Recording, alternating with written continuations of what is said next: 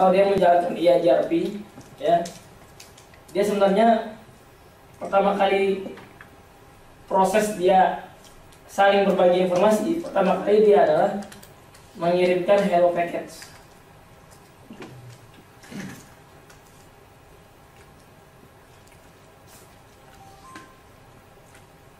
Hello package kemana? Ke semua interface yang didaftarin pakai perintah network. Saat bersamaan deh. Iya, pokoknya pada saat dia didaftarin pakai perintah network terus langsung ngirim. Jadi kalau yang interface belum dipakai perintah network nggak bakal ngirim. Beda sama read. Kalau read, ya, begitu dikasih perintah network langsung ngirim broadcast. Network ini gitu misalkan, dia ngirim langsung, tapi ngirimnya broadcast, nggak ada ngirim hello packet. Oke. Jadi dia langsung ngirim update-nya, paham nggak? Langsung ngirim apa yang dia punya langsung dikirim. Mau ada router atau nggak ada router pokoknya langsung kirim. Nah itu versi 1 ya? Dari versi 1 dan versi 2 bukannya udah multi? Enggak, kalau versi 2 udah multicast. Jadi nggak main langsung kirim. Ya, jadi kalau di versi 2 nggak main langsung kirim. Ini dari versi 1. Kalau dari versi 2 Ini nggak benar ya. Nanti kuenya udah mau habis. kalau di versi 2 gimana? Kalau di versi 2 sebenarnya juga langsung kirim. Ya, sama di versi 2 sebenarnya langsung kirim juga.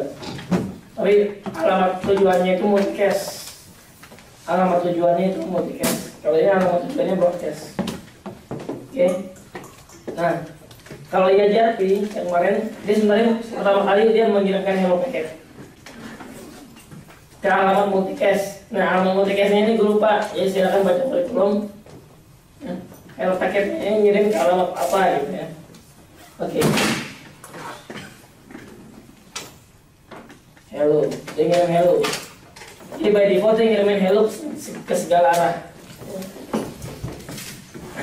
Begitu dia menerima hello dari router lain, nah artinya dia tahu kalau di sana ada router. Ya. Begitu sudah tahu ada router, baru mereka akan saling mengirim routing seperti itu. Nah. Coba.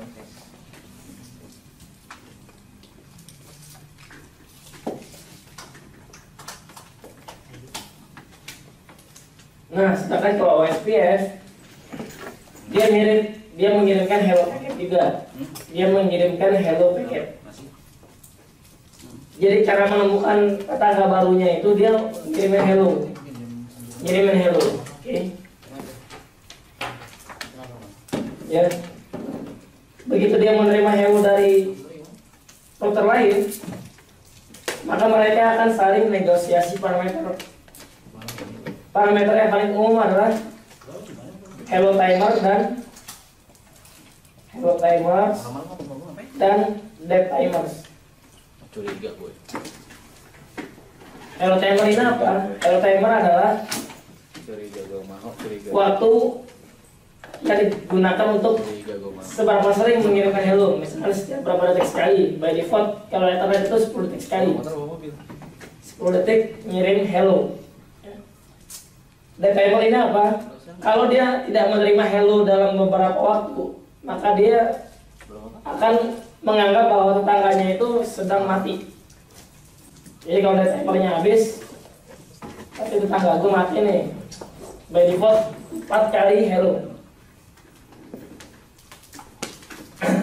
Kalau hello timer sebelah sini sama sebelah sini nggak sama, OSPF nggak bakal jalan. Ya. OSPF nggak bakal jalan. Kemudian apa lagi? Ya biasanya MTU. MTU itu maksimum transmission unit. Jadi besarnya paket yang mampu dikirim ke lewat Ethernet ini. Kalau itu besarnya nggak sama, OSPF juga nggak bakal jalan. Ya. Nah biasanya ini doang nih yang jadi kendala pada saat jalan OSPF. Oke. Nah kalau IAJRP kemarin, dia setiap router IAJRP nggak bisa tahu topologi NATO secara keseluruhan. dia hanya tahu informasi network dari tetangga sebelahnya. Sedangkan kalau OSPF, setiap router yang menjalankan OSPF, dia tahu topologi network secara keseluruhan. Jadi setiap router cabang di Astra tahu topologi Astra secara keseluruhan. Jadi kalau ada network yang mati, dia tahu, oh si Anu mati nih, tahu dia. Karena dia menyimpan informasi database secara keseluruhan. Nah, database-nya itu disebut LSA. Apa tuh LSA? LSA adalah routing update dari OSPF.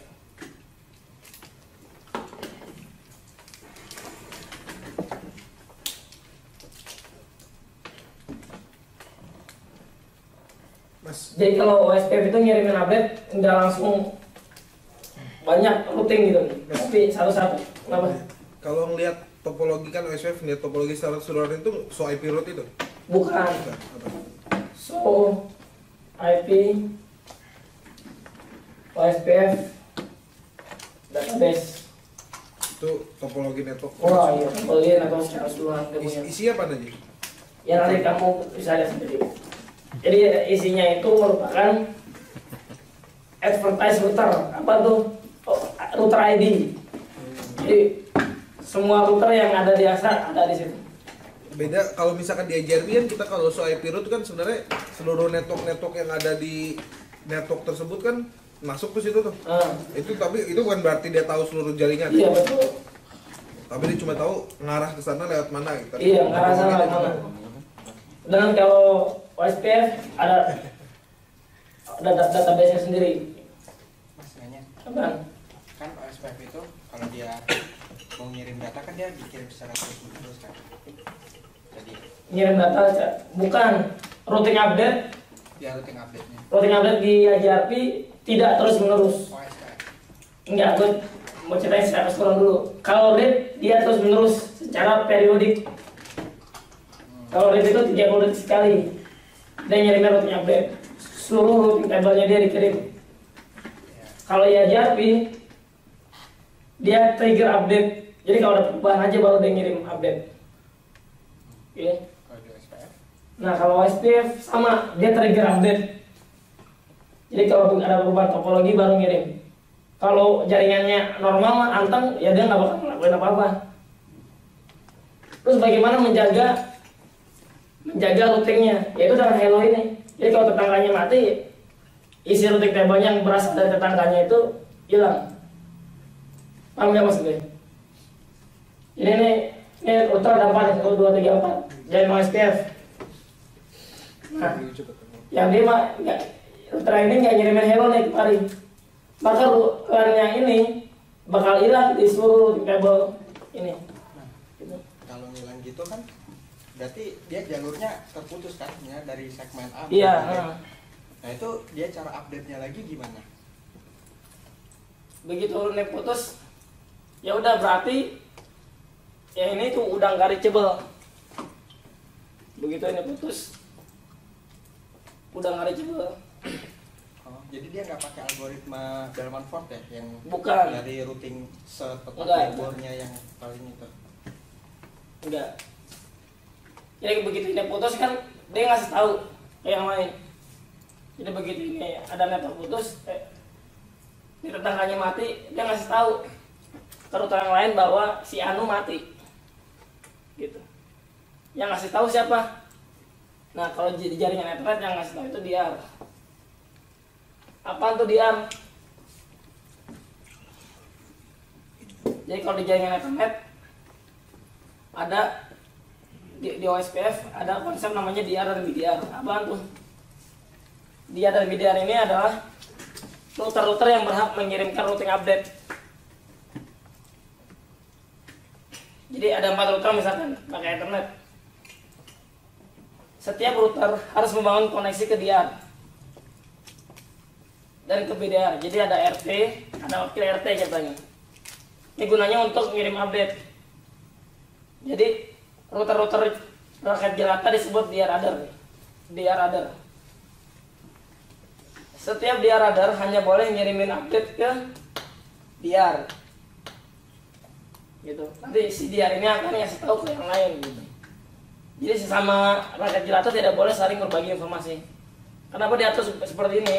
Supaya informasi yang dikirim itu nggak duplikat. Kalau mereka semua saling saling apa namanya? Saling ngirim update, nanti bisa double gitu informasinya. Gitu. Ini dia radar tidak boleh ya. Jadi sesama dia radar tidak boleh.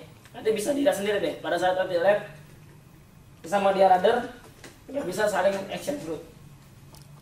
Jadi aturannya adalah rakyat jelata hanya boleh ke RT dan wakil RT. Ini buat backup. Itu kan kalau topologinya star kayak gitu mas. Kalau topologi paralel gitu ada DR juga. Ada di sini. Oh itu DR-nya itu DR-nya. Intinya sih di setiap segmen Ethernetnya itu. Kalau kayak gitu berarti ada 3 RT tuh.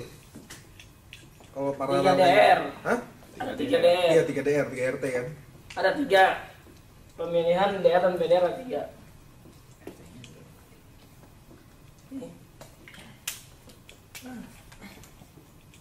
Jadi yang ngasih tahu siapa ya? Si DR itu. Dia ngasih tahu, oh ada perubahan topologi.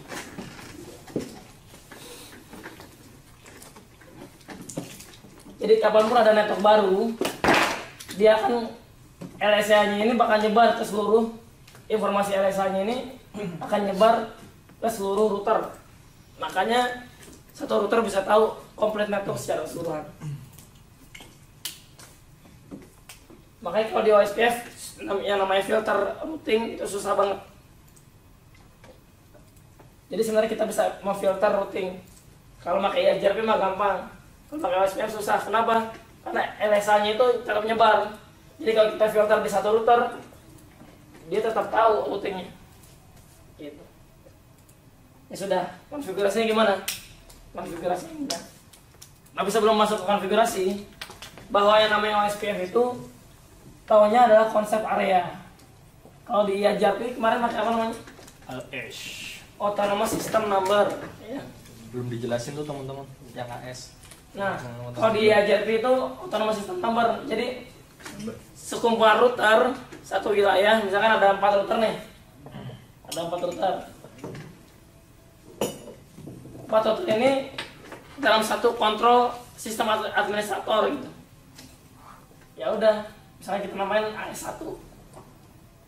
Maka mereka ini yang satu AS ini baru bisa saling tukar-tukar routing. Jadi kalau begitu di sini connect ke AS lain misalkan, mereka by default nggak bisa saling tukar routing. AS1, AS2 gitu. Ini nggak nyambung routing. Nggak bisa saling ngobrol gitu.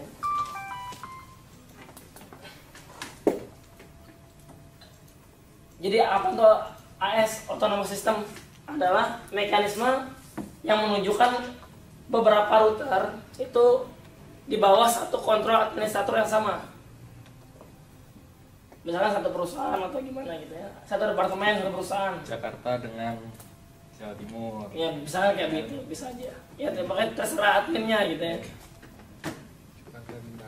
Jakarta Bintaro. Oke.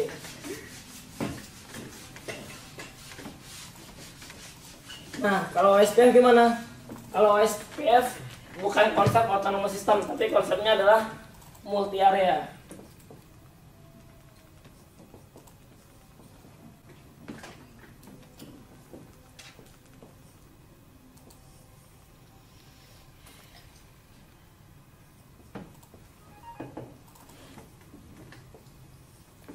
Nah, misalnya ini ada satu, ini ada area backbone, area 0.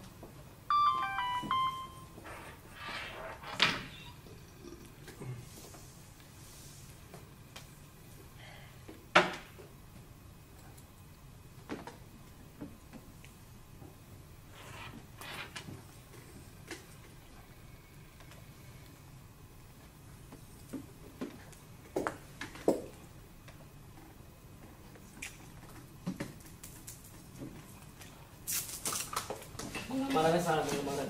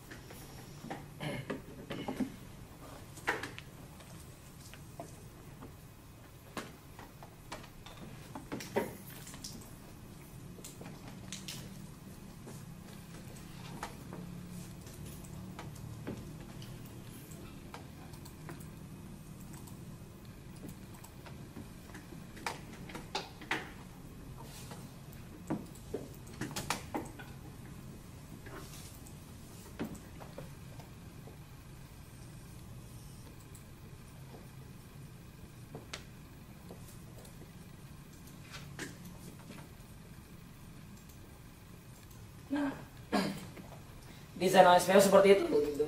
Jadi dia memecah network itu menjadi beberapa area supaya kenapa? Kalau routernya banyak, supaya update-nya itu cepat. Kenapa kalau dibikin satu area? Kalau dibikin satu area, nanti LSA-nya jadi LSA tipe 1 semua. Artinya apa? Setiap update itu ngiriminnya satu-satu. Setiap ada update ngirimin satu-satu. Apa tuh LSA tipe 1? LSA tipe 1 adalah routing update yang dikirim dari router biasa ke DR atau BDR. Jadi ada rangkaian jangka DR other ngirim ke DR atau BDR. Nah, itu dia ngirim LSA tipe 1. Kalau semuanya satu area, misalkan area 0 semua gitu, maka setiap router itu ngirimnya adalah LSA tipe 1. Akibatnya apa? Jaringannya lambat update-nya. Karena dikirimin update-nya itu satu-satu. Jadi kalau LSA tipe 1 itu ngiriminnya satu. Oke. Kemudian ada namanya LSA tipe 2. LSA tipe 2 adalah routing update yang dikirim dari DR ke DR other yang lain. Jadi dari DR ke DR other LSA tipe 2. Sama nih ngirimin satu-satu juga. Ya. Nah, kemudian ada namanya LSA tipe 3. LSA tipe 3 itu adalah summary route. Nah, ini yang ngebedain. Jadi setiap area itu dia ada namanya area border router, ABR. Area border router inilah yang akan melakukan summary route ke area yang lain. Jadi setiap perbatasannya ini routingnya dikumpulin baru dipasing ke area yang lain. Makanya routing update-nya itu lebih cepat. Misalkan di sini ada link yang down 1, link down atau link up. Informasi ini akan nyebar ke semari, kemudian sama dia disummary secara keseluruhan. Yang up apa aja, yang down apa aja, baru dikirim ke area lain. Bayangin kalau ini semua satu area, dikirimin satu-satu. LSA ngirim sana, ngirim sana. Lebih lambat gitu. Kalau yang down cuma satu sih nggak apa-apa. Kalau yang downnya ada banyak di beberapa area sekaligus, lambat kan? Gitu. Makanya kalau OSPF itu dipecah menjadi beberapa area biar lebih cepat. Mas, tadi kan dia kan update kalau ada yang mati itu dari DR other ke DR kan ya? Ke DR. Nah, DR kan sebagai ketua dari satu area kan ya? Bukan. Nggak harus gitu juga ya? DR itu ketua pada satu segmen network. Satu segmen. Yang ketua pada satu area itu namanya ABR, area border router, yang berbatasan dengan area lain. Itu ketuanya lah. Dia ketuanya. Yang berbatasan dengan area lain baru tuh dia ketuanya. Oke. Intinya begitu. Kalau di jaringan nih, kalau di cabang-cabang, kalau misalnya Telkom VPN OSPF kan, berarti DR BDR itu ya PE sama CE gitu ya? Betul. Tidak ada hubungan dengan. Tidak ada hubungan sama jaringan sini. PE CE cabang, Pak. ABR nya siapa? Atau BK? ABR siapa? ABR-nya ya ini si Telkom. Sunter. Bukan, salah. Jadi kalau di Astra kan di sini ada Astra BK. Router backhaul kita. Ini adalah router buat misahin one. Ada one speedy, VPN Telkom dan lain-lain misahinnya di sini. Nah, dia berhubungan ke PE Telkom, namanya PE Sunter nih. Nah, di sini ada cloud MPLS VPN Telkom. Nah, ini misalkan VPN Telkom kayak gitu. Ini ada namanya PE cabang. Nah, di RBDR di mana? Ya di sini. Ya di sini. Pokoknya di setiap ada satu segmen network Ethernet pasti ada di RBDR. Oke. Nah, kemudian si Raja nanya, ABR-nya di mana? ABR-nya gitu. ABR itu kalau areanya berbeda. Misalkan area 1 gitu ya di sini. Nah, MPLS VPN itu dianggap itu adalah area 0. MPLS VPN itu disebut super backbone area 0. Gitu. Jadi ABR siapa di sini? MPLS. Router ABR siapa? Telkom. Ini deh yang di sini. ABR siapa di sini? P cabang. Karena dia berhubungan sama area 0 sama area 1. Nah, yang P Suntar sama Sadek EBK misalkan. Ini area 0 juga nih kalau biasa. Ada nggak di sini ABR? Nggak ada. Nggak ada.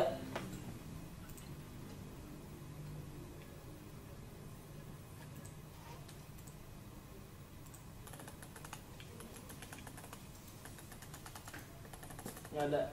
Tapi begitu dia connect, ya misalkan dulu kemana ya? Area yang beda.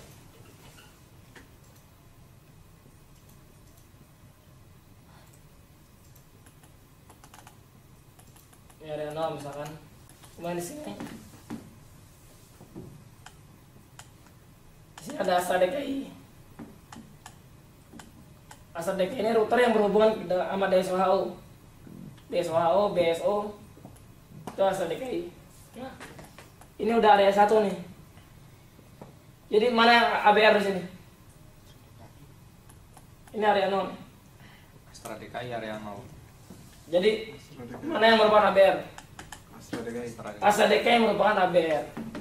Karena dia perbatasan area. Itu area border router. Nah, desainnya adalah setiap area harus connect ke backbone, gitu ya. Mas, bukannya di BK itu ada juga area 1, 2, 3 setiap area SPV? Iya, kan dengan connect ke ini icon. Ya, dasar di BK kan karena connect ke icon kan jadi banyak area tuh, ya kan? Ya kan? Ini ada cabang. Berarti dia ABR juga berarti? Betul, pintar.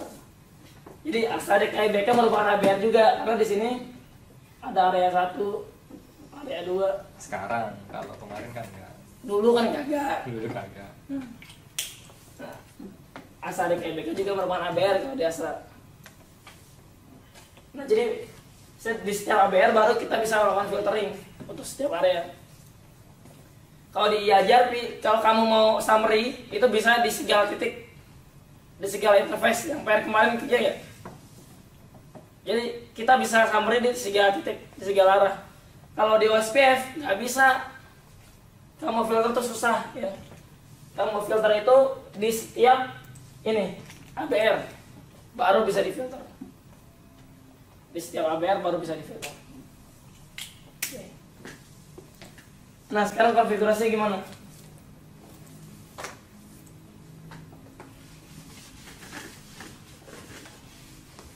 Oke.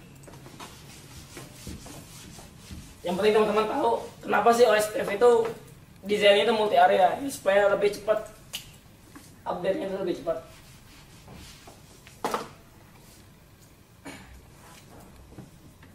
Konfigurasinya gampang, router OSPF spasi XXX terserah nih gitu ya. Nah, aku ketawa-tawa loh, yang ketawa ngeres aja pikiran. XXX itu terserah nomor berapapun gitu ya. Folder di laptop lu itu. Masa nggak ada? Ya ntar dibikin aja kan bisa seolah-olah. Seolah ada di hidden. Oke, ini bebas. Kalau kemarin IAJRP harus sama.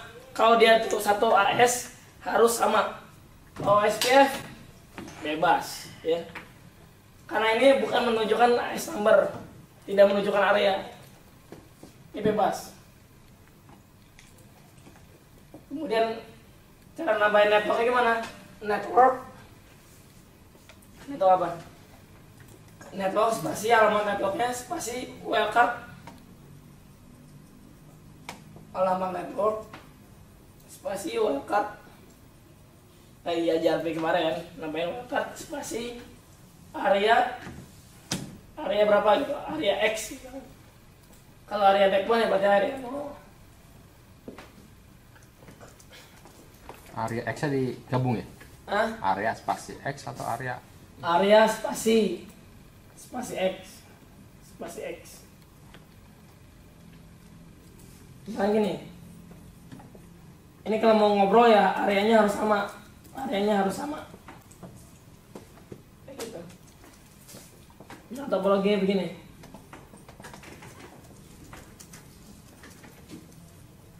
Ini kalau tiga-tiganya mau ngobrol ya areanya harus sama. Gitu. Jadi kalau OSPF, kalau IAJRB kemarin, kalau bisa saling ngobrol, AS-nya harus sama. Tapi kalau OSPF, yang harus sama adalah areanya. Areanya yang harus sama. Ya udah perintahnya begini doang. Gitu doang. Iya betul gitu doang. Nah, kalau dia mau nyebarin informasi default gimana? Kalau IAJRB kemarin pakai apaan? Redistribute static. Kalau di OSPF mau nyebarin informasi default information originate. Udah selesai. Itu yang terredistribusi yang statik aja atau yang connected juga? Kalau ini yang default root doang. Default root doang. Kalau mau statik ya redistribute static. Oh tetap ya. Default Oh, oke, itu tidak. Untuk apa tuh tadi? Default information originate? Kalau dia mau nyebarin informasi default root. Kalau kemarin di IAJRB kan redistribute static. Tapi kalau pakai redistribute statik nggak bisa di sini. Nah, nggak